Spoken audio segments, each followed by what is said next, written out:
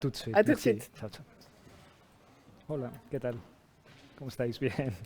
Bien, aquí un poco cyborg porque estoy con todo este... Espera, me pondré si queréis esto para no... Sí, estoy como con auriculares, micro de diadema, pero ¿qué tal? Bien. Gracias por venir, bueno. Sí. Est-ce que je peux poser une question à ma gentille traductrice? Oui, je Perdona, suis Julie. là, vous Sí, m'entendez? sí, oui, Nicole. Oui, très bien. Dis-moi. Vous m'entendez, Nicole? Très très bien. Ton D'accord, prénom parfait. c'est Je m'appelle Maria Non, Non, Nerea. Nerea. Nerea. Avec un N de Noémie. C'est Oui. un prénom basque. Nerea, d'accord. Ah, c'est très joli. J'hésitais entre Maria et Myriam, et donc Mais c'est Nerea. Sinon, vous C'est dites très la joli. traductrice et je serai là. Non, mais Je vous écoute. non, je tiens à dire ton nom, et donc Nerea, c'est très beau. Nerea Larrañaga. Sí. C'est très basque alors comme nom. Oui, No, c'est très porque va a très ser basque. simultáneo, Je entonces suis. sería un lío. Claro, no es que estaría escuchando. J'habite à Hondarribia, qui est encore plus basque que. Non, Oui, non, mais non, je viens gracias. d'un milieu Bueno, bascophone. pues nada, aquí, perdón, es un Super. poco... Bon, bah, je suis ravie alors. Oui, moi je suis vraiment Luego- ravie parce luego que hablaremos j'écoutais tranquilamente, là, todo bien, j'ai lu un petit peu ce que Manuel va vous bueno, demander no sé qué plan tendrán et, justo después, et pero ça a vamos, l'air estoy- très ¿hasta cuándo intéressant. estás por aquí? Donc j'espère bien transmettre vos idées en tout cas. C'est gentil. Tu Paco, es sí, cinéphile, te he enfin je visto veux dire, tu travailles aussi Iba a dans ir a le la sesión cinéma de Paco, ¿tú vas a ir? souvent ou... Non, À la de pas Carlos du tout. y- Je y suis une Perdona. personne assez inquiète Dame un et segundo. très Pues intéressée empezamos a hablar de la salida un partout poquito. finalement. Bueno, Julia. Donc je traduis un peu de tout. Ma spécialité, c'est malheureusement, je me suis spécialisée dans la traduction juridique et économique parce que je suis traductrice assermentée, c'est-à-dire je suis traductrice officielle nommée par le ministère des Affaires étrangères espagnol. Donc je traduis souvent des documents très très sérieux et où il faut très pas sérieux, faire la moindre erreur. oui, pas très intéressant. Donc, quand j'interprète comme ça, et souvent les interprétations que je fais, c'est aussi dans des milieux très sérieux, plutôt économiques. Donc, du coup, quand je tombe sur quelque chose comme ça, un festival de cinéma, je suis vraiment ravie. Oui. C'est la récréation en fait. Oui, parce que j'habite tout près de Saint-Sébastien. Mais le festival de Saint-Sébastien, c'est un festival assez côtoyé entre les interprètes, donc c'est assez difficile d'y ¿Qué accéder. tal, Garbiñe? ¿Cómo estás? Ah Bien. Bien sûr, ouais. Donc j'ai la chance de... Todo muy bien. Lo que pasa es que un poco cyborg, porque voy ahí con auriculares ici micro, et- y estoy Donc voilà, escuchando je suis a ravie. Nicole, pero todo muy bien. Sí, Eh sí. ben, formidable alors. Oui. Isabela llegó J'ai vu un ayer petit súper peu tarde, a las 11 prácticamente, étant y sí, donné pero que todo muy je suis bien, y interprète ha ido a la sesión pour le de- festival, on m'a de donné ahora, accès sí, y creo que vendrá por aquí. à o ce sea qu'il y que, a sí, ¿tú en qué tal? ligne, parce qu'il y a des Oui. petits documentaires qu'on peut voir en ligne. Donc aujourd'hui c'est férié ici, c'est Saint-Joseph, donc c'est la No, fête tú des pères tranquila, et claro, sí, c'est sí. férié aussi, on ne travaille pas, c'est pas... Sí, una hora, en torno a una hora, Ah, sí c'est me han férié, dicho, quoi. una y 10 Et donc máximo, j'espère que j'aurai l'opportunité, Sí. l'occasion ce week-end de voir pas mal de ce qu'il y a en ligne. ¿no? Sí, alguien me había Ah, il y a dicho le programme que est estaban- magnifique. Hein. Oui, Vraiment, étant donné que voy a j'ai quitar esto accès, porque si j'ai no, no oigo. cette chance, Alguien me había dicho, je es vais que en estoy profiter. como, está aquí colgando, ¿no? Si lo dejo Parce ya que parezco un rabino, ¿no? L'hiver est de retour ici dans estaba completa, dans ce o sea coin. que sí, parece Ah que bon sí. Oui, Ça alors, il il fait froid chez vous oui, il fait 3 degrés. Sí, estaba hablando Ah, con qué Nico y bien. me preguntaba Oui, cómo oui, fue. oui. Sí.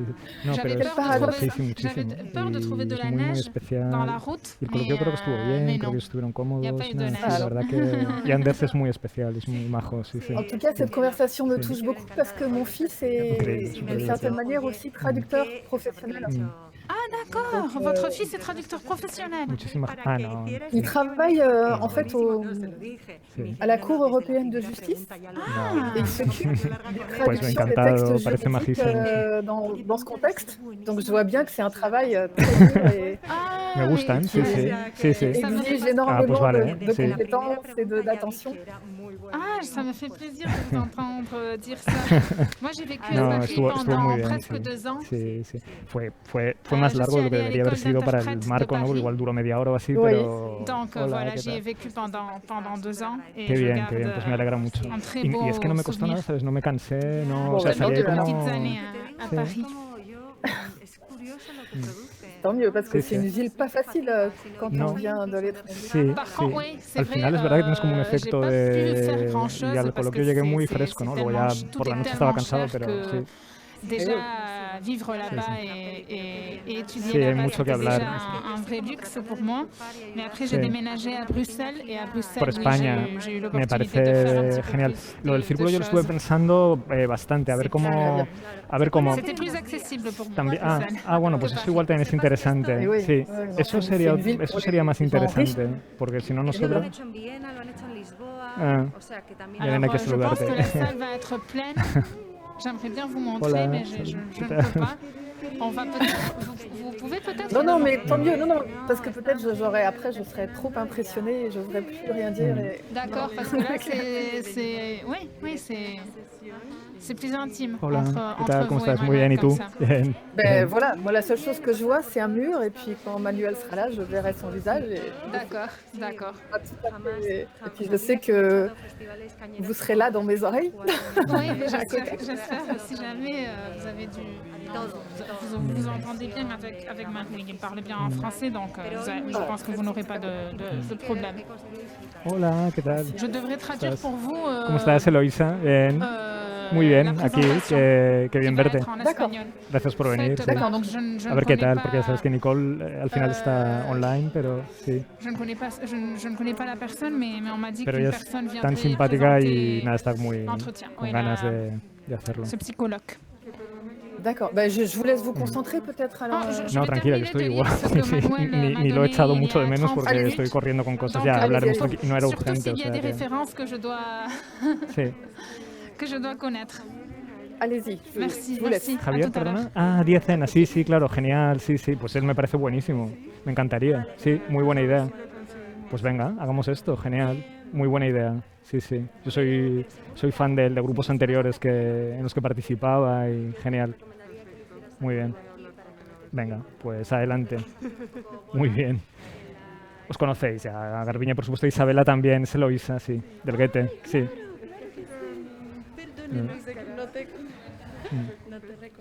Hola, Pablo. Donde quieras.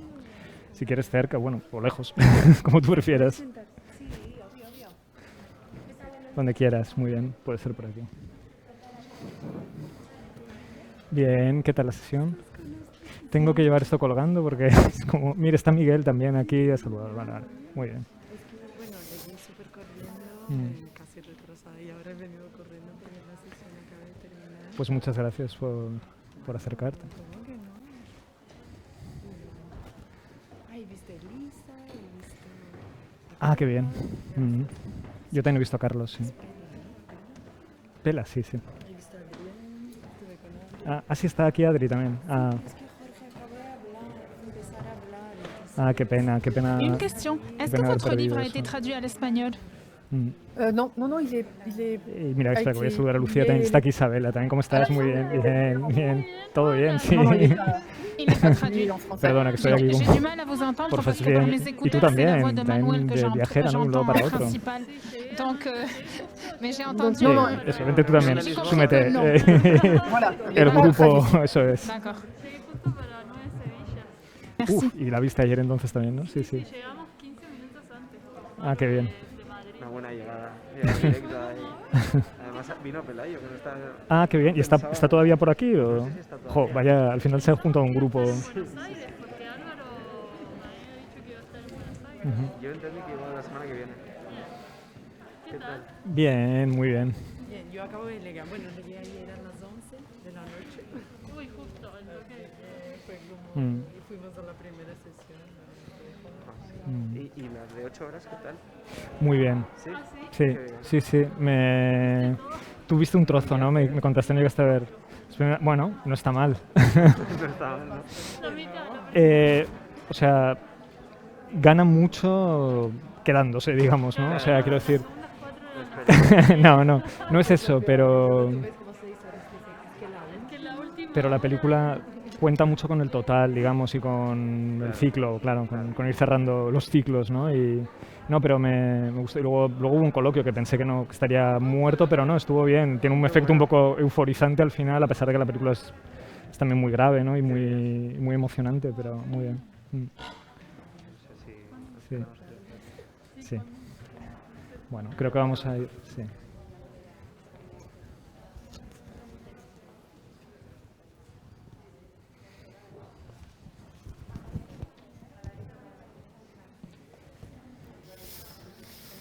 Hi, Nicole. Bonjour. Hello. It's so nice to see you. I'll see you later. Ok.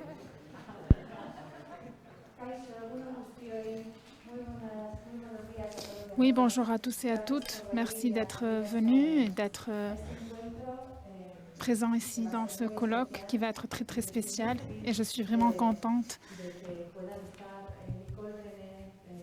de voir Nicole Brenet depuis Paris, qui malheureusement ne peut pas être ici, mais qui est en esprit.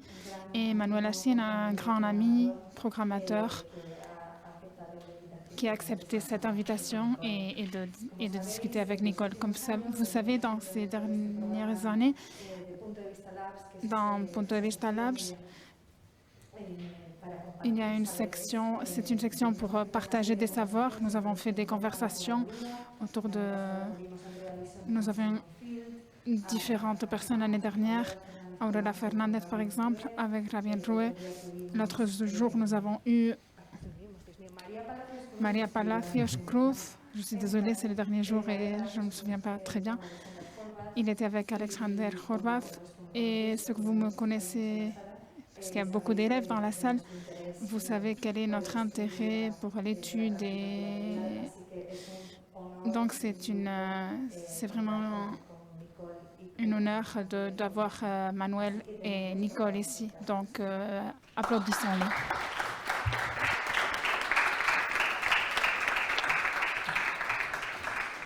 Bueno, pues voy a hablar en francés porque voy a hablar muy mal en francés, ya lo he podido Je vais comprobar hace un parler en momento con français, je Nicole, pero vamos a vais intentar parler hacerlo así, très creo très que mal los en han français, avisado. mais je pense qu'on vous l'a déjà dit.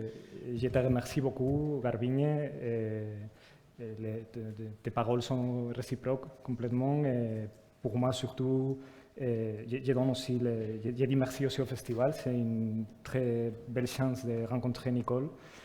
Et je suis très très content et très honoré de pouvoir parler avec Nicole, que pour moi, bien sûr, et pour tous vous, est une référence très, très importante du cinéma tout court, je dirais, non pas de la critique, pas de la programmation seulement, même si l'idée c'est parler surtout ici, peut-être aujourd'hui un peu à propos de programmation, de pratiques un peu curatoriales, comme disait Garbiñe, mais je dirais qu'elle est bien sûr une figure du cinéma contemporain tout court, très, très important. Et je crois qu'elle n'a pas besoin vraiment, c'est un peu un cliché, mais c'est comme ça, de beaucoup de présentations. Je crois qu'elle a trouvé des fois, Nicole, des façons de se présenter elle-même modéliques. Elle trouve les mots justes pour ça, pour faire ça. Elle a dit d'elle-même qu'elle est peut-être surtout une chercheuse, quelqu'un qui cherche, quelqu'un qui fait une investigation. Mais dans le sens le plus ample du terme. Je trouve aussi que Jean-Luc Godard, avec qui elle a travaillé très récemment et d'une façon très proche, même si son rapport à l'œuvre de Godard et après à l'homme Godard, disons, à la personne, c'est très ancien, mais dans les derniers films de Jean-Luc Godard, dans les livres d'images, pardon, parce qu'en Espagne, le film a été mal traduit pour moi. Il a été traduit comme El libro de imágenes. C'est pas ça, c'est le livre d'images en singulier. Et Nicole a travaillé avec Jean-Luc Godard et avec Jean-Paul Bataille et Fabrice Saragnon, très proche. Et dans les crédits, elle figure comme archéologue. Archéologue, c'est le mot que que Godard a trouvé pour définir son apportation au film et peut-être aussi un peu sa façon de travailler. Donc, bien sûr, elle est programmatrice à la Cinémathèque française, elle enseigne dans l'université, dans la FEMIS, dans beaucoup de endroits. Elle a publié, écrit beaucoup de livres. Il y a un livre qui vient de sortir, bon, non, elle a sorti déjà, il fait un peu plus d'un an en France, qui est cette manifestation. Je ne sais pas si on peut le voir ici, oui. Manifestation, le titre est très, très beau, j'espère qu'on peut parler aussi de ça. Manifestation écrite politique sur le cinéma et autres arts filmiques. Et c'est un recueil et aussi un livre en soi avec beaucoup de textes qu'elle a publiés dans les dernières années. Et aussi pour qui ne parle pas français, ne comprend pas le français, même s'il y a beaucoup de textes traduits à l'espagnol. Mais aussi il y a cet autre livre que c'est très intéressant, je trouve. En rapport à la carte blanche que Nicole a proposée au festival. C'est une carte blanche autour de René Viennet. Et bon, ce livre, c'est surtout sur le cinéma lettriste, que c'est un mouvement, un type de film, un type de cinéma qui a beaucoup de rapports avec René Viennet. Le titre est très beau aussi. Estamos de acuerdo con todo lo que lucha y sigue luchando desde el principio del cine. Seguido de textos de cine lettriste. ¿No? Il réunit tous les écrits à propos le cinéma lettriste. Donc, je parlais trop pour la présentation et je vais vous laisser aussi dire quelque chose, Nicole, si tu veux. Merci, gracias. Je suis très, très honorée d'être en pensée, en esprit, en fusion avec vous tous. Merci infiniment à Garbinet pour son magnifique festival, m'avoir invité. Merci Manuel pour cette adorable présentation qui n'était pas du tout trop longue. Voilà, je me sens soudain très importante, alors que je ne suis pas du tout. Et merci à tous dans la salle. Alors, je ne vois pas la salle, mais je suis presque sûre qu'il y a beaucoup de gens que je connais et que j'admire. Donc, je suis à votre disposition et je remercie aussi beaucoup la traductrice, Neria, parce qu'elle traduit très très bien. Je l'entends parler aussi vite que nous pensons. Donc, bravo à elle. Ouais. Et voilà, Manuel, j'attends. Je suis ravie de ce dialogue et je t'écoute. Oui.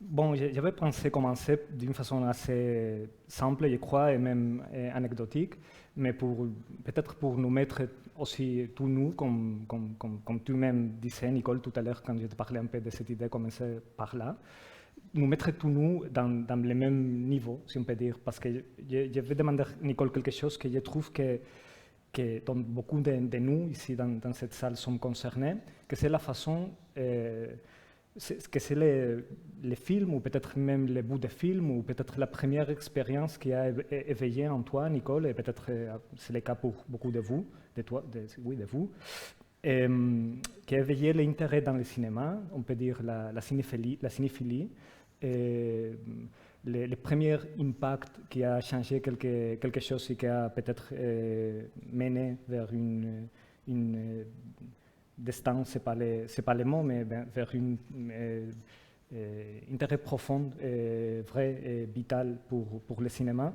Parce que j'ai constaté ça, que c'est souvent le cas de beaucoup de cinéphiles. Il y a une première expérience, une première chose peut-être hasardeuse, peut-être complètement, hasardeuse, mais qui après prend sang dans le désarroi un peu, de la vie et de l'intérêt pour le cinéma. Et je voudrais demander un peu, Nicole, à propos de ça, s'il y a une première expérience pour elle. Oui, alors, elle est bien sûr déterminée par ma génération, ce premier rapport, disons, fructueux au cinéma. Donc moi, je suis née dans les années 60, j'habitais dans la banlieue parisienne, et j'étais, et je suis toujours plutôt une fille. Et donc, à cette époque, c'était très, très compliqué d'accéder aux films eux-mêmes. Alors qu'à la maison, eh bien, les films m'arrivaient sans cesse, mais sous la forme de livres et de revues de cinéma. En fait, j'avais des parents ultra déjà cinéphiles, comme beaucoup de gens de l'après-guerre, en fait, en France. Ils adoraient le cinéma américain. Et mon père, qui était à la fois un militant et un grand collectionneur de toutes sortes de journaux, de magazines, s'était abonné à toutes les revues de cinéma qui existaient alors en France. Mais absolument toutes. C'est incroyable. C'est-à-dire, ça allait donc bien sûr des cahiers du cinéma, mais aussi la revue Rival, donc qui est Positif, mais aussi toutes les revues beaucoup moins connues aujourd'hui, mais très importantes aussi, comme donc celle qui s'appelait tout simplement Cinéma, mais aussi Écran, et bien sûr l'avant-scène cinéma, mais aussi l'avant-scène théâtre, et d'autres revues encore moins connues, mais passionnantes et qui sont devenues très cultes, comme par exemple Midi, Minuit Fantastique, qui était une très belle revue consacrée au cinéma fantastique. Enfin, j'arrête l'énumération, mais il était abonné à toutes les revues. Et donc moi, je lisais ces revues sans voir les films, en fait. Et donc, je voyais que dans ce champ d'images, il y avait tellement de gens qui, du coup, développaient des idées, que ces images faisaient penser. Et il n'y avait pas seulement les revues, ce qui était déjà énorme, ça remplissait des rayonnages entiers de la bibliothèque, mais il y avait aussi des tas de livres. Et curieusement, dans la bibliothèque de mon père et de mes parents, il y a 2 livres qui me marquaient, enfin j'étais toute petite à l'époque, mais 2 livres dont les couvertures m'avaient marqué plus que tout. Alors la première, c'était un livre sur Eisenstein, dont le titre était en fait S.M. Eisenstein. Et donc, je croyais à l'époque que SM, ça voulait dire Sa Majesté. Et donc, je me disais, mais qui est cette Majesté Eisenstein? Voilà, et ce qui est magnifique, c'est que c'est effectivement une majesté soviétique, mais c'est une belle majesté, une souveraineté formaliste géniale. Et l'autre livre qui m'a marqué aussi, parce que ce qui vous marque, en fait, c'est ce qui vous intrigue. C'est ce qui déclenche de la réflexion, de la pensée, alors que ce soit sur le mode de l'angoisse ou du désir. Et donc, voilà, il y avait cette majesté tellement attirante. Et puis, il y avait un autre livre qui me faisait très peur, mais qui du coup m'attirait aussi. Et c'était, ça va raccorder avec un autre bout du festival, le cinéma art subversif de Amos Vogel. Parce que la couverture de la version française est absolument hideuse. Donc le livre a été publié en 1974 et la couverture représentait la censure, en fait, sous la forme d'un personnage guillotiné. C'est une couverture affreuse qui faisait très très peur aux enfants, enfin à moi en tout cas. Et du coup, quand j'ai ouvert le livre, voilà, c'est comme un livre magique où quelque chose du cinéma s'est déployé comme un livre au trésor, vraiment, qui a un feu d'artifice d'images. Parce que ce qui était important dans ce livre, c'est bien sûr les textes incroyablement fins, brillants, informatifs, documentés, pensés de Amos Vogel, mais aussi les illustrations. Et chaque image, d'une certaine manière, chaque reproduction d'image dans ce livre, m'a donné rendez-vous avec un film, en fait, puisqu'à l'époque, je n'y avais pas du tout accès, mais je savais que je voulais les voir. Voilà, donc tout cet environnement a fait que, entre, disons, la difficulté d'accès aux films matériels, qui était celle de tout le monde à l'époque, mais en particulier d'une fille en banlieue, et c'est toutes ces pages consacrées à des livres, à des films. Et ben voilà, comme tu dis très bien, Manuel, ça a déterminé effectivement un destin, c'est-à-dire que je suis devenue professeure critique et chercheuse et pas du tout cinéaste. Oui, mais bon, peut-être aussi cinéaste dans un sens, mais dans un sens un peu spécial, non? Mais on comprend très bien ce que tu veux dire par là, non? Plutôt critique, enseignant et pas cinéaste. Et je crois que ça c'est un rapport aussi peut-être avec une autre chose que nous avons déjà parlé, je crois que c'est mieux de le raconter comme ça, que Nicole et moi, nous demandions, juste avant que la conversation commence, si ça serait ce type d'itinéraire marqué par l'écrit, par l'écriture, aussi par pas pour l'abondance d'accès aux œuvres de cinéma, surtout aux films et tout ça, mais plutôt un accès plus difficile et souvent déterminé aussi par l'écriture ou précédé par un accès à travers l'écriture, si c'est le cas pour les personnes plus jeunes aujourd'hui. Parce qu'ici, dans la salle, il y a beaucoup de gens. Et c'est aussi une question que nous faisons.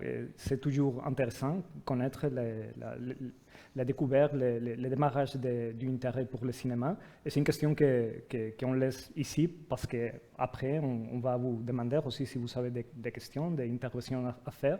Si quelqu'un veut intervenir à propos de ça ou à propos quelque autre chose. Une autre chose que je crois que c'est très caractéristique et très personnelle et très singulière de votre approche à la critique et à la programmation et au cinéma, c'est pour le dire rapidement, l'intérêt pour les films que vous-même qualifiez d'invisibles, les films qui, en quelque sorte, sont invisibles aujourd'hui pour différentes raisons, ou ont devenu invisibles parce qu'ils se sont effacés de l'histoire du cinéma. Ils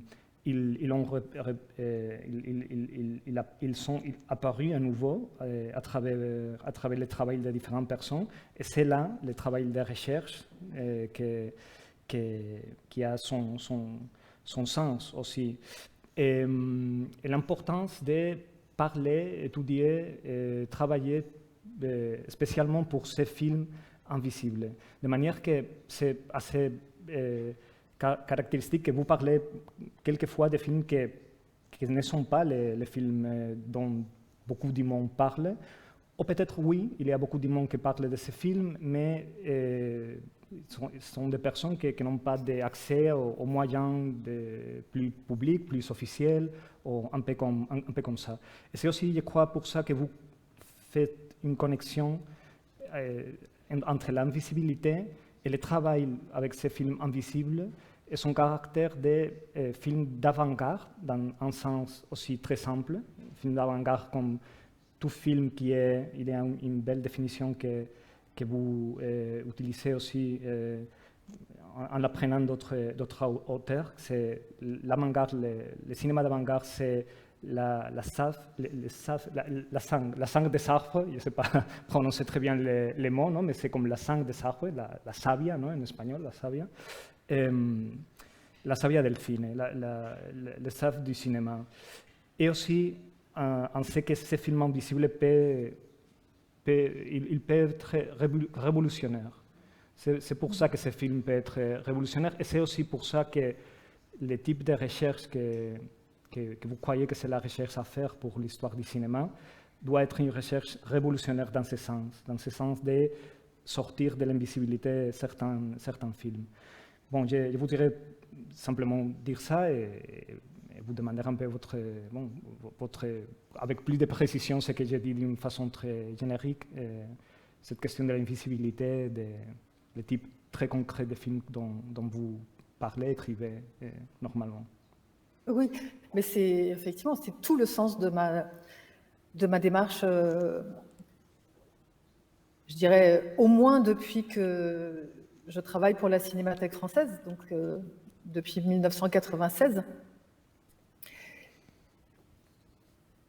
Je me suis aperçue, donc chemin faisant, que, pour le dire vraiment de manière très, très simple, peut-être trop simple, mais que les films les plus importants de l'histoire du cinéma étaient souvent les moins commentés et parfois les moins vus, et hélas souvent les plus les plus oubliés, voire dans le pire des cas, les plus perdus, en fait, les plus détruits, les plus perdus, les plus abîmés.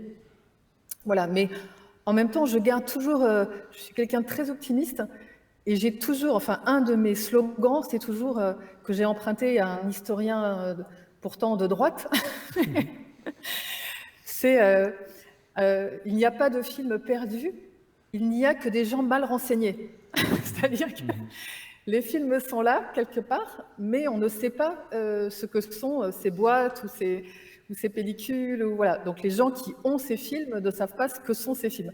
Et en effet, dans ma vie de curatrice, souvent j'ai vu ça, que les films effectivement existaient encore, mais que tout simplement ils étaient mal classés, mal répertoriés, ou pas à l'endroit où on croyait qu'ils étaient. Enfin voilà. Donc que cette histoire, disons, du contre-cinéma, du cinéma engagé, du cinéma d'avant-garde, enfin, du cinéma expérimental, enfin, tous les cinémas non dominants, quelle que soit la forme de non-dominance, on peut la faire de toute façon, on peut la faire parfois in absentia, c'est-à-dire en l'absence des films, mais on peut toujours commenter l'absence des films elle-même. Parfois, c'est très important. Et là encore, pour lier les deux questions que tu me poses, Manuel, une leçon aussi que nous donne l'histoire du cinéma depuis le 19e siècle, c'est que parfois, d'un film, il ne reste qu'une mention de son titre dans un magazine, et dans le magazine, parfois, sur une liste publicitaire de ce qu'un exploitant a montré telle semaine en 1914. Donc c'est tout à fait extraordinaire, mais l'écrit, pendant longtemps, a préservé l'histoire du cinéma. Voilà, donc c'est aussi pour ça que l'écrit est important. C'est pas seulement pour la discussion d'idées, les opinions, les jugements, encore moins, mais c'est simplement parfois pour la simple mention d'un titre de film que du coup, il va falloir rechercher si on ne sait pas où le retrouver. Voilà, donc c'était pour lier les deux questions. Mais la dimension... Moi, comme beaucoup de gens, j'ai entamé ma cinéphilie par le cinéma dominant, en fait. Mais la grande chance en France, c'est que le cinéma dominant, c'était le cinéma d'auteur, celui de la politique des auteurs, celui qui a été défendu par la Nouvelle Vague. Donc à la fois les auteurs classiques, et puis évidemment toute la Nouvelle Vague et tous ses satellites. Mais donc c'est un cinéma d'une domination douce, si je puis dire, d'une domination intelligente. Mais après, aujourd'hui, par exemple, le cinéma qui domine commercialement, c'est terrible. Enfin, pour moi, c'est quasiment... Enfin, on est dans une dictature, hein, très clairement. Une dictature d'images où les images dominantes sont les pires qui soient. Et que, donc, cette histoire minorée, cette histoire supposée être une histoire des marges, qu'on a appelé parfois des cinémas différents, des cinémas mineurs, enfin tous les adjectifs qui tour à tour se sont succédés pour désigner ces corpus, en réalité, c'était l'essentiel du cinéma. C'est-à-dire, c'était le cinéma libre, le cinéma qui s'était battu pour certaines valeurs, pour défendre des gens, des populations, certains secteurs des populations, enfin... C'était un cinéma de la sincérité, de l'authenticité. C'était souvent un cinéma fait absolument sans moyens. Ce n'était pas un cinéma qui était fait pour gagner de l'argent, ni pour gagner de la notoriété. Donc c'était un cinéma, disons, de l'humanité dans ce qu'elle avait de plus précieux. Voilà. Et que donc, il y avait un décalage absolument total entre la richesse de ces corpus, qu'on va dire globalement méconnus, sous-évalué, sous-commenté, voire donc totalement inconnu, et son importance réelle. Voilà. Et donc, moi, mon travail depuis 30 ans et plus, c'est de participer, et je ne suis pas la seule, bien entendu, mais à un rééquilibrage, c'est-à-dire de montrer que ce cinéma minoré est en fait le cinéma principal. Ce qui ne pose pas problème, par exemple, dans l'histoire de la littérature, où il n'y a aucun rapport disons, au moins jusqu'au XXe siècle, entre la vente des livres et leur importance dans l'histoire des formes littéraires. Alors que le cinéma étant par ailleurs un commerce, comme disait très bien André Malraux, le commerce nous dicte une hiérarchie de réception des œuvres. Voilà, donc c'est pas du tout difficile à renverser parce que cette hiérarchie ne tient pas une seconde intellectuellement et formellement, donc il n'y a rien de plus facile que de la contredire. Mais ensuite, évidemment, il faut rendre l'hommage qu'il mérite aux cinéastes, et c'est parfois pas si facile que ça parce que ça exige beaucoup de recherche de terrain, ça exige de retrouver parfois des films eux-mêmes, il faut les restaurer, il faut les sous-titrer, il faut les remettre en circulation. Et donc ce travail est fait par beaucoup de gens partout dans le monde, que ce soit dans les cinémathèques, toutes sortes d'archives, de librairies, de bibliothèques. C'est fait beaucoup par les festivals aussi, enfin par des sections de festivals dans le monde, c'est fait par des historiens. Donc moi je suis très confiante. Je sais qu'à la fin, plus personne ne saura qui sont les blockbusters de 2021 ou disons de 2020 et saura très très bien que les films les plus importants sont ceux qui, par exemple, tel film qui n'aura été vu que par quelques personnes sur Internet. Voilà, c'est la question de la quantité n'a, y compris au cinéma, rien à voir avec la question de la qualité. Et tous les autres arts le savent. Et en cinéma, il faut le reconquérir, reconquérir sans cesse. Donc voilà, je participe de ce travail sur mon petit terrain, mais il reste à faire dans beaucoup de secteurs. Il y a un énorme travail, par exemple, qui est en train d'être mené sur, par exemple, le cinéma du Maghreb, les auteurs d'avant-garde du cinéma algérien, marocain, etc. Voilà, c'est très exaltant, en fait de faire ce travail au quotidien, donc à la fois retrouver, historiographer, valoriser, discuter, partager. Voilà, c'est un bonheur, en fait, absolument considérable. Et pour finir là-dessus, pour ne pas être trop longue, mais d'abord, maintenant que ça fait vraiment plusieurs décennies que je travaille, je vois que ça, quand même, ça change une ambiance, ça change des logiques, que c'est recevable et que c'est reçu. Donc je pense par exemple à un auteur que j'ai adoré, dont j'ai adoré et l'œuvre et la personne, qui est René Vauthier. Bien sûr. Voilà, qui quand j'ai commencé à m'intéresser à lui, était un pur paria dans l'histoire du cinéma, qui n'avait même pas d'entrée dans le dictionnaire des Larousse du cinéma. Enfin, on lui avait refusé d'entrer dans le dictionnaire Larousse du cinéma au prétexte, je cite, qu'il était un militant et pas un cinéaste. Et aujourd'hui, voilà, les films de René Vauthier sont édités, publiés, montrés, discutés. Il y a des numéros spéciaux de revues sur lui. Tout le monde sait à quel point il est important. Et lui, par chance, qui était un homme exceptionnel, absolument merveilleux, d'intelligence, de générosité, de bonté, d'altruisme, n'a pas trop souffert. C'est-à-dire que son caractère, son altruisme n'a jamais souffert de cette non-reconnaissance, disons professionnelle.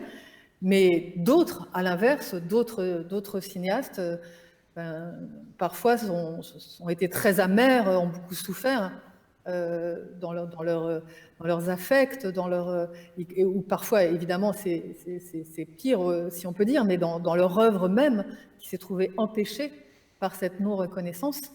Voilà, donc, comme tu disais, tu rappelais très bien dans un message hier, Manuel, préparatoire à cette conversation, ce qu'on peut faire, nous, curateurs, et aussi les critiques, évidemment, et les cinéphiles, c'est juste accélérer le processus. Ouais. C'est-à-dire faire que les cinéastes quels qu'ils soient, qui œuvrent sur des terrains dangereux ou sur des terrains problématiques, sur des terrains en tout cas qui ne sont pas des terrains commerciaux, on peut les aider, pas de manière forcément scientifique, mais simplement comme un soutien d'humain à humain, d'être humain à être humain, pour leur donner de l'énergie, plus de confiance, voilà. Et aujourd'hui, un moyen de faire ce travail de soutien est offert à chacun, puisque un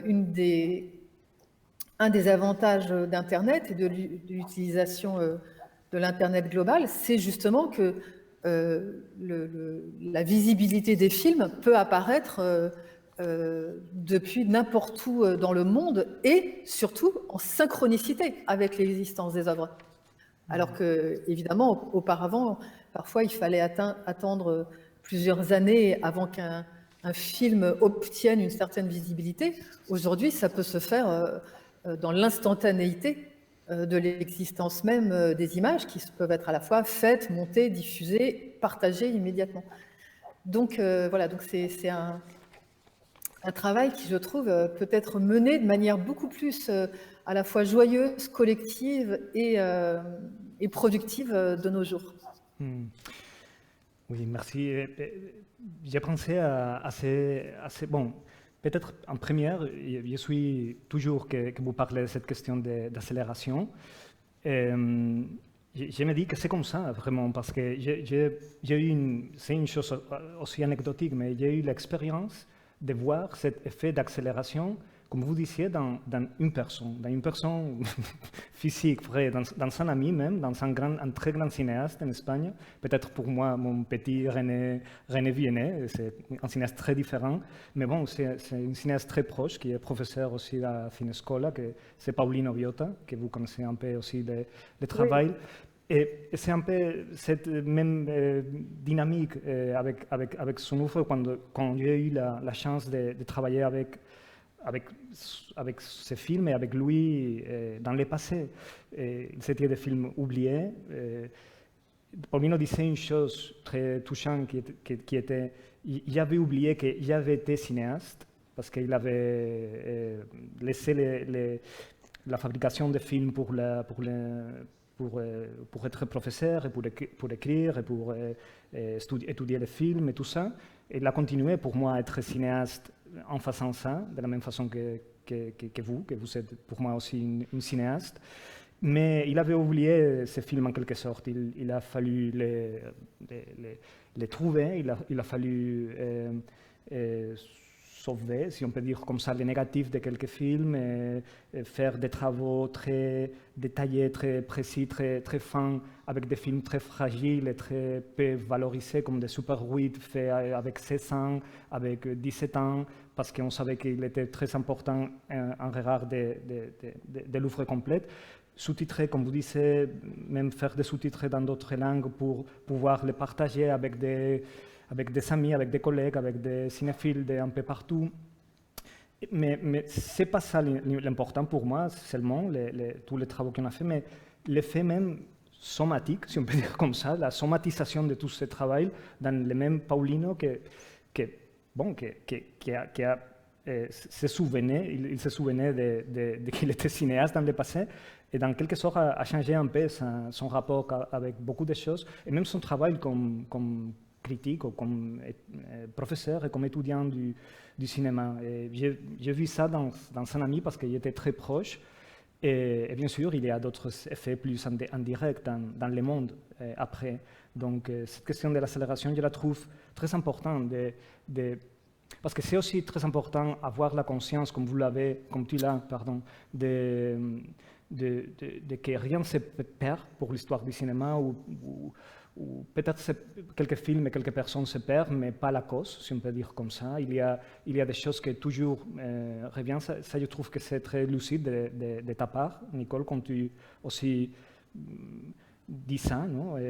Mais ça ne doit pas empêcher, essayer de faire ça au présent, le plus vite possible, et avec les personnes, quand les personnes sont encore ici, pas d'une manière posthume. Mais bon, absolument. Il y a une autre chose de toute façon, parce que pour lancer une autre possible question. C'est cette question du partage et précisément du partage à ces temps un peu de la net, de l'Internet, des réseaux sociaux, de toute cette nouvelle situation que nous vivons, et des travaux gratuits, si on peut dire comme ça, des travaux collectifs, comme vous disiez, mais aussi les possibles dangers ou les possibles difficultés dans ces impulses un peu collectifs. Je ne sais pas, par exemple, pendant cette période que nous vivons maintenant, il y a eu des choses assez spontanées, comme par exemple ce groupe de partage de films dans l'Internet dont vous êtes membre, moi aussi, qui s'appelle La Loupe. C'est un des réseaux possibles, mais il y a bien sûr beaucoup de réseaux plus ou moins publics. Et c'est très bien, mais en même temps, c'est vrai qu'on emploie une outil que c'est Facebook, qui est un outil états-unien, un outil commercial à la fin, un outil problématique de ce point de vue-là.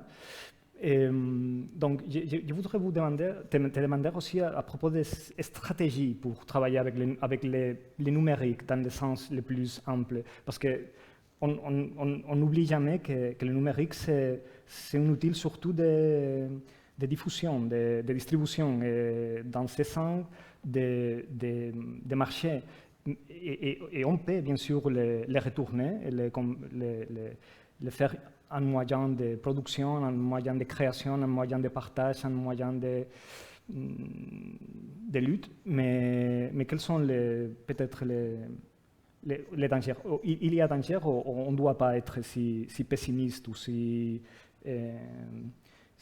avoir cette précaution avec ce type de partage aussi. Ou finir Oui. Eh ben, non, mais c'est absolument les questions du temps, de ce temps, bien sûr. Donc déjà, on sait très très bien que le monde numérique, c'est une catastrophe. Oui. Godard lui a réservé une de ses formules qui font mouche dans un très beau film, un petit court-métrage que tu connais bien sûr, qui s'intitule « Les trois désastres », et où il a dit « Le numérique sera une dictature ». Voilà, c'est très clair, c'est très simple. Tout le monde sait qu'il a parfaitement raison. C'est un aboutissement de la société de contrôle. Ça ne va pas s'arrêter, au contraire, ça va faire que se durcir et simplifier. De ce point de vue, il faut absolument analyser, observer et tenter de comprendre le mieux possible ce qui se passe à Hong Kong, qui est un lieu, une sorte de laboratoire de l'envahissement dictatorial là, qui se déroule sous nos yeux. C'est vraiment un endroit absolument stratégique à observer. Donc, de toute façon, je dirais, d'un point de vue global et d'un point de vue social, c'est une catastrophe, le numérique. C'est une de ces catastrophes que l'humanité s'inflige à elle-même, comme le nucléaire, par exemple. Et il n'y a pas de retour en arrière. Enfin, on ne voit pas le retour en arrière encore possible. Mais du point de vue du petit territoire où nous sommes nous, c'est-à-dire celui du cinéma, ou disons ce que j'ai appelé les arts filmiques, pour pouvoir penser en même temps tout ce qui est film, c'est-à-dire tout ce qui est images en mouvement, donc en argentique, en vidéo et en digital, en numérique, donc les trois supports que j'aurais eu à connaître dans ma vie. Pour ce qui donc nous concerne, nous, notre petit territoire des arts filmiques, ben, on est à un endroit qui est un peu un endroit boomerang, si on peut dire, qui est qui trouve là une de ses légitimités, c'est-à-dire à cet endroit-là, on peut justement retourner les logiques dictatoriales du numérique contre elle-même, exactement comme nous l'a montré l'histoire du cinéma comme dispositif, puisque je rappelle quand même que l'invention du cinématographe, que ce soit aux États-Unis ou en Europe, elle se fait sous l'égide de l'industrie capitaliste, de la recherche de l'exploitation du mouvement humain et animal. C'est le projet, par exemple, d'Étienne Jules Marais en 1890 grâce à la chronophotographie, c'est de voir comment on peut mieux gérer les mouvements, par exemple, des chevaux et des soldats pour préparer la prochaine guerre. Hein, donc, le cinéma, il est né, financé, pensé et produit comme un moyen d'exploitation et de contrôle. Voilà, donc c'est exactement la même chose. À une échelle, évidemment, plus réduite en termes de dégâts matériels et psychiques. Mais donc, c'est la même chose. Et ensuite, qu'est-ce que sont les cinéastes? Eh bien, il y en a certains qui collaborent avec l'outil tel qu'il est, en quelque sorte, légué par l'industrie ou les industries qui les ont inventés, produits, financés. Et puis, il y a un certain nombre de cinéastes qui, pour des raisons évidemment chaque fois différentes et singulières, retournent l'usage de l'outil contre lui-même. Voilà, donc ça a été vrai absolument du cinéma. Et d'ailleurs, un des cas les plus extraordinaires qui soit, c'est celui de Georges Demény, parce que Georges Demény, donc c'était le collaborateur de Étienne Jules Marais, donc un des grands inventeurs du dispositif cinématographique. Donc il était son assistant et donc il collaborait pleinement et au jour le jour avec donc cette invention comme invention participant de ce qu'on n'appelait pas encore, donc évidemment la société de contrôle, donc d'exploitation. Et il est, comment dire, il est entré en désaccord avec Étienne Jules Marais, non pas du tout pour des belles raisons politiques qu'il ne pouvait pas percevoir, mais parce que pour des raisons de propriété, de brevet, pour des raisons tout à fait intéressées. Et donc, qu'est-ce qu'il a fait? Il a emmené une des caméras de la station physiologique chez lui pour faire ses propres films. Et d'une certaine façon, il a fait des films totalement antagoniques de ceux qu'il faisait à son travail. Donc, il a inventé le home movie, il a inventé la mise en scène, il a inventé le hors-champ. Voilà, il a inventé tout, comment dire, des tas de styles, de gestes, de démarches totalement antagoniques à celles qu'on lui faisait faire dans le cadre de la station physiologique. Les deux sont magnifiques. Hein, les deux, donc d'une certaine manière, il y en a un qui inventait le documentaire et l'autre la fiction. Enfin bon, c'est pas aussi simple, hein, mais voilà, il a fait et le cinéma et le contre-cinéma. Mais en tout cas, ce que je veux dire, c'est que, y compris par ces inventeurs, il y a des manières de subvertir d'emblée les usages prescrits d'une machine, d'un outil, d'un médium. Voilà. L'intelligence humaine est tellement vaste qu'elle est capable de tout, de dialectiser toute chose, de retourner toute chose. Et on sait très très bien, enfin, c'est aussi une des grandes lignées de l'histoire des avant-gardes, que beaucoup d'artistes, de cinéastes, pour des tas de raisons différentes, se sont totalement servis à contresens et en boomerang du dispositif cinématographique, que ce soit pour l'élargir, que ce soit pour le subvertir, que ce soit pour le retourner comme un miroir contre l'oppresseur. Enfin voilà, toutes les démarches sont avérées, elles sont passionnantes, et une de nos tâches d'ailleurs, c'est de les penser ensemble, voir tout ce qu'il a été possible de faire. Donc l'histoire du cinéma comme dispositif est riche de ça. Ben, l'histoire du numérique le sera tout autant, enfin l'est déjà et le sera tout autant, ça va absolument de soi. Et donc, une grande partie des images passionnantes aujourd'hui sont des images de contre-information. Et au contraire, enfin, il y a tout un chapitre du livre que tu as eu la gentillesse de montrer tout à l'heure, enfin le livre même s'ouvre là-dessus, sur l'histoire, un début d'histoire de contre-information, des initiatives de contre-information dans l'histoire du cinéma. Cette histoire, elle est très très loin d'avoir été intégralement racontée, si elle ne le sera jamais d'ailleurs, mais donc c'était vraiment pour poser quelques jalons, et surtout dire que cette histoire, qui est une histoire plutôt d'initiatives éparses tout au long du XXe siècle, avec évidemment une explosion à la fin des années 60 et 70. Aujourd'hui, elle fait, enfin, d'une certaine manière, elle double en permanence l'histoire de la désinformation et de l'information tout court. Donc, c'est à nous, justement, après, curateurs, historiens, de repérer, d'aider, de participer à propager, à penser, à garder en mémoire aussi toutes les initiatives de contre-information qui existent et qui sont d'une certaine manière les images les plus importantes de notre temps. Donc je pense en particulier au collectif Abu Nadara en Syrie qui a fait un travail tellement extraordinaire, mais il y en a comme ça partout dans le monde et notamment au Brésil où il se passe énormément de choses. Il y a beaucoup de jeunes curateurs et analystes et historiens brésiliens qui sont au travail au quotidien sur, par exemple, tout ce qui se passe au sujet de la déforestation de l'Amazone, de la spoliation des tribus amazoniennes, etc. Enfin, c'est un travail qui est fait maintenant au quotidien et qu'on peut suivre au quotidien. Alors qu'auparavant, il fallait attendre effectivement 10 ans pour que des images de contre-information, par exemple pendant la guerre d'Algérie, accèdent à une visibilité large. Voilà, donc tout ça est très important.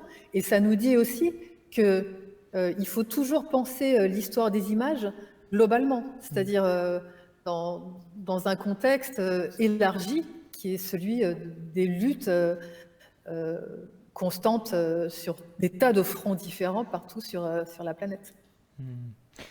Oui, c'est vrai que c'est une sorte de continent perdu ou je sais pas, ou d'iceberg. On parle peu dans les chaînes les plus officiels et les plus conventionnels de toutes ces initiatives qui sont des communications peut-être, d'informations, mais de contre-informations.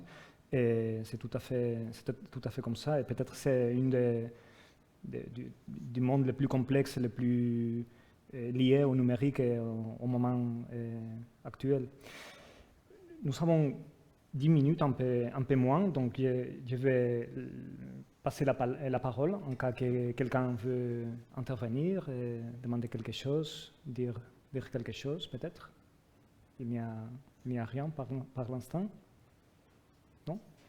Sinon, il y a une autre chose, c'est peut-être pour ça que c'est lié, je crois, au paradigme un peu numérique et aussi à l'Internet, à la situation que nous vivons un peu aujourd'hui, aussi à l'élargissement des archives, si on peut dire comme ça, d'accès aux images dans le sens le plus large, mais aussi dans un sens des archives géants, même s'il y a beaucoup de lacunes dans ces archives et tout ça. Et c'est peut-être pour ça que j'ai parlé deux fois de ce rapport cinéaste ou créateur et programmateur ou critique, si on peut dire comme ça, et pour questionner un peu cette division, même si je trouve que c'est très important de revendiquer aussi les valeurs de la réflexion et de ce moment de l'œuvre d'art qui parvient avec la réflexion et les pensées dans un sens aussi collectif et temporellement élargi. Mais il y a une phrase d'un architecte espagnol, une phrase que j'aime beaucoup, que je me rappelle très souvent, et il dit, je me demande si c'est en rapport avec ça, c'est ça un peu ma question, partager avec toi cette phrase. Il dit, le monde aujourd'hui, c'est trop construit. C'est trop construit. Donc, il ne faut pas construire beaucoup plus, mais il faut plutôt reconfigurer en quelque sorte, donner un sens, améliorer, même récupérer, restaurer, si on peut dire comme ça, c'est un mot un peu majestique aussi, un peu comme Eisenstein, comme Sa Majesté Eisenstein, mais restaurer aussi, comme on dit dans les métiers des archives. Et on fait pas construire, pas mettre un supplément au monde, mais plutôt penser aussi à à cette reconfiguration. Et il peut y avoir une radicalité aussi dans cette approche, dans le moment présent. Et bien sûr, ça c'est un peu le travail des programmateurs, des écrivains, des penseurs. C'est logique, on pense que cette idée de travailler avec ce qu'il existe déjà et qu'on reconfigure, c'est très lié à ça, mais il fait un retournement avec ça et il dit que c'est aussi le cas pour les artistes. Il est aussi artiste, il est artiste et architecte. Non? Et il parle de... il a même inventé un mot, parce que c'est un peu une invention, parce qu'il l'utilise dans un sens qui n'est pas habituel. Il parle de display art en anglais, non? Un art de l'exposition, si on peut dire. Un art de montrer les choses, qui n'est pas exactement l'objet trouvé ou le ready-made de Marcel Duchamp, et qui n'est pas non plus le détournement de Gilles Waldman et Guy Debord, que vous connaissez bien. Et c'est pas ça, parce que là, il y a une sorte de transformation avec ce travail, avec ce qui existe déjà. C'est même un travail qui ne change vraiment le signifié des choses, mais qui encore arrive à produire quelque chose dans le monde d'aujourd'hui. Il parlait de beaucoup d'exemples, il parlait même de quelques exhibitions de Marcel Duchamp, par exemple, qui travaillait, mais des exhibitions qu'il faisait comme curateur, si on peut dire comme ça, de sa propre œuvre, de la façon dont elle retravaillait toujours sa propre œuvre. Et il parle par exemple du travail de Marcel Broders dans son projet du musée, le département de Sègle. Oui. Mais je me demandais s'il y a aussi ce type de travail dans le cinéma aujourd'hui. Bien sûr, il doit y avoir dans le monde du cinéma. Et bon, c'est une question. Je te demande une réponse, un film qui vient à ton esprit à ce moment-là. Et bien sûr, le travail de Jean-Luc Godard, c'est un peu dans cette... et il y a bien sûr beaucoup de cinéastes moins connus que Godard, mais oui, je pense à cette question d'un art de reconfiguration plutôt que de construction, cette problématique de la construction aussi, pour te demander ton avis à propos de ça. Mais c'est vrai, ça s'inscrit, enfin, une telle proposition s'inscrit, je trouve, dans un des courants les plus passionnants et excitants, et je dirais légitimes, qui se déroule actuellement sous nos yeux, qui est la prise en compte par le cinéma de sa propre dimension écologique. C'est un art de la dépense, c'est un art incroyablement coûteux en termes d'énergie. Voilà, Godard l'a toujours dit d'ailleurs, c'est un art de la dépense et pas du tout un art de la sauvegarde. Donc oui, beaucoup de jeunes cinéastes, de jeunes auteurs en général, se préoccupent de plus en plus de trouver des moyens pour que le cinéma participe de l'effort global d'éco-critique, en fait.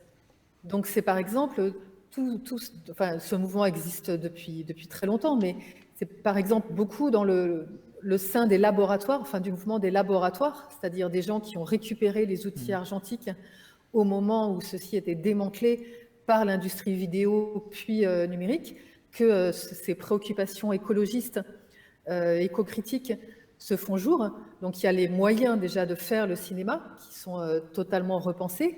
Et puis il y a bien sûr les représentations cinématographiques elles-mêmes, les motifs, les points de vue. Tout ça demande en effet à être reconfiguré.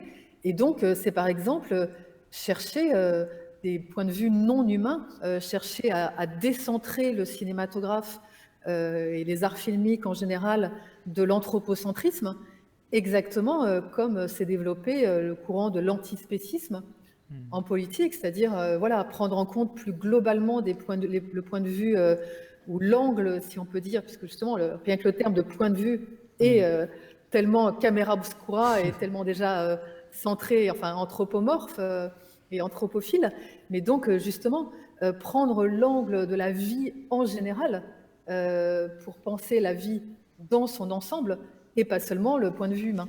Donc tout ça, ce sont des démarches actuelles très importantes qui font, enfin justement, c'est un des fronts pour moi les plus qu'il faut suivre et qu'il faut défendre et qu'il faut partager de la façon la plus urgente.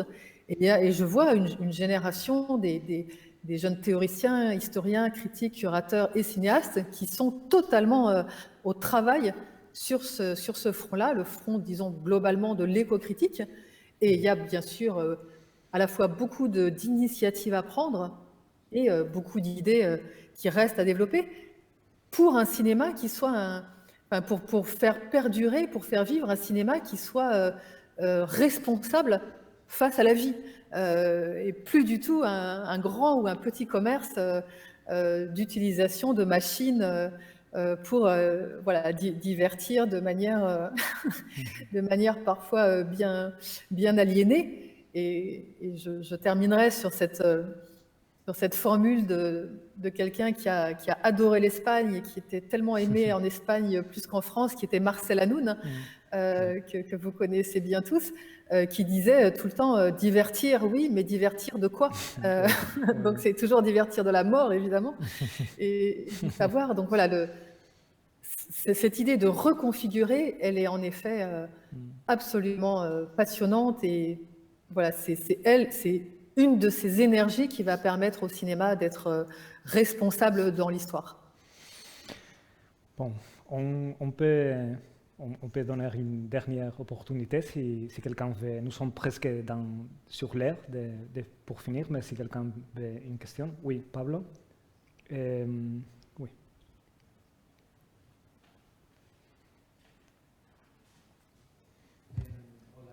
Oui, bonjour Nicole, merci beaucoup. J'ai une question qui n'est pas liée à cette dernière réponse, mais peut-être un petit peu oui. En tant qu'étudiant de cinéma, et étant donné que nous sommes ici dans un cercle, je considère d'élite culturelle, je voudrais vous demander comment est-ce que tu penses à toute cette fascination qu'il y a pour le cinéma analogique, qu'on voit beaucoup dans des cercles comme celui-ci et qui est lié avec beaucoup de sujets que nous avons traités ici, parce que beaucoup des discours sont assez timides à ce sujet. Donc je voudrais connaître ton opinion sur cette dichotomie entre l'analogique et le digital, le numérique, avec cette renaissance de ce type de cinéma. Merci. De rien, merci Pablo, c'est une très importante question. Mais par exemple, moi je suis émerveillée dans la compétition internationale que nous a proposé Garbinet, du nombre magnifique de films tournés en 16 mm, en Super 8. Alors il y a des films qui sont beaucoup de films tournés encore et toujours en 16 mm par exemple, mais il y a aussi beaucoup de films qui n'existeraient pas, ce sont des archives, que moi j'appelle argentiques plutôt qu'analogiques, mais ça n'a aucune importance, c'est la même chose. Donc les supports Super 8 et 16 mm sans lesquels beaucoup de films contemporains ne pourraient pas exister. Alors, encore une fois, c'est dans un souci de préservation d'une discipline que beaucoup de cinéastes expérimentaux ont préservé les outils et le savoir-faire de donc 16, Super 8 et 35 mm, voire même d'autres formats plus déviants. Il y a aussi, par exemple, on a un cinéaste en France magnifique qui s'appelle Marc Hurtado et qui, lui, a travaillé en 9 mm, donc un format encore plus oublié. Mais donc tout ce patrimoine, d'une part, c'est une histoire en soi, c'est un héritage, c'est des possibilités plastiques, texturelles, un rapport photochimique au monde donc qui est né avec Nicéphore Niepce à la fin du XVIIIe siècle. Voilà, c'est une histoire humaine d'un rapport direct des images au monde qui a été un idéal pendant des décennies. Donc voilà, tout ça, c'est une pensée absolument passionnante en soi, tout un legs absolument historique. Mais je dirais que ce travail de l'argentique,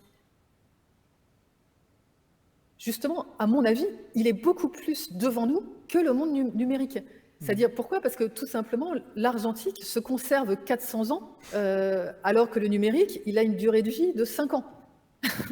Voilà, que tous les fichiers disparaissent, que moi, je ne peux plus lire les disquettes sur lesquelles je conservais, soi-disant, mes fichiers dans les années 90-2000. Voilà, donc tout ce turnover des technologies numériques qui donc est une sorte d'industrie du profit à très court terme, elle est là pour faire disparaître les mémoires, elle est là pour juste ficher les gens pendant le temps où on considère que c'est de la chair à exploitation. Mais de même que les mosaïques à Byzance ou les statues grecques, voilà, ce qui va rester du cinéma, c'est de manière certainement plus privilégiée ce qui a été inscrit sur des supports argentiques. Et que bien sûr, il faut pouvoir convertir au fur et à mesure pour qu'il soit partageable, mais le support qui va rester, donc pas aussi longtemps que la mosaïque byzantine ou la statue grecque, mais qui va rester plus longtemps que les fichiers numériques, c'est la pellicule, c'est le support argentique. Donc tout cinéaste un peu conscient de lui-même, c'est que si on est justement si on s'inscrit dans une perspective à long terme et aussi parallèlement dans une perspective éco-critique, il faut travailler avec de l'argentique. Par exemple, ça peut être juste au stade du tournage et pas au stade du montage, mais de préférence, évidemment, à tous les stades. Voilà, donc c'est une sorte d'évidence technique qui est aussi une nécessité politique. Et c'est quand même une belle chose de l'histoire du cinéma qu'à un moment, de manière tout à fait exceptionnelle, disons, l'industrie hollywoodienne, dans ce qu'elle a conservé de politique des auteurs, c'est-à-dire Martin Scorsese, voire Christopher Nolan, était tout à coup d'accord avec le plus anonyme des cinéastes expérimentaux qui avaient conservé un peu de matériel Super 8 à la maison et qui travaillaient encore avec. Voilà, c'était très beau cette diagonale, si on peut dire, critique, qui à un moment s'est créée et qui, je pense, l'a largement emporté, puisque Kodak s'est remis à refabriquer certaines pellicules, a rouvert des lignes de fabrication, que certains industriels se sont mis à refabriquer des caméras Super 8 un peu différentes, mais voilà, donc il y a quelque chose qui a été gagné reconquis plus exactement, contre cette idée de turnover et d'obsolescence, et ce, un petit peu sur le modèle du vinyle, quand même, qui avait précédé à cet égard ce qui s'est fait pour l'argentique. Bon, merci beaucoup. Chaque réponse, je crois, c'est plein de pistes qu'on va garder, qu'on a notées et qu'on pourrait prendre beaucoup de vos phrases pour parler plus longuement, mais nous sommes déjà sur l'heure. Merci beaucoup, Nicole. Gracias. Merci beaucoup à tout le monde. Merci. Merci beaucoup, Manuel. Merci. Ciao. Au revoir. Au revoir. Je vous embrasse. Ciao. Ciao. Oui. Au revoir. Nous aussi.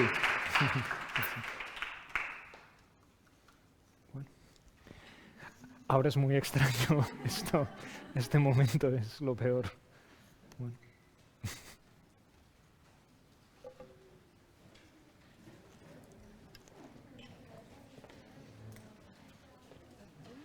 ¿Qué? Bueno, es complicado. Hola, ¿qué tal? ¿Cómo estás? Benito, perdón.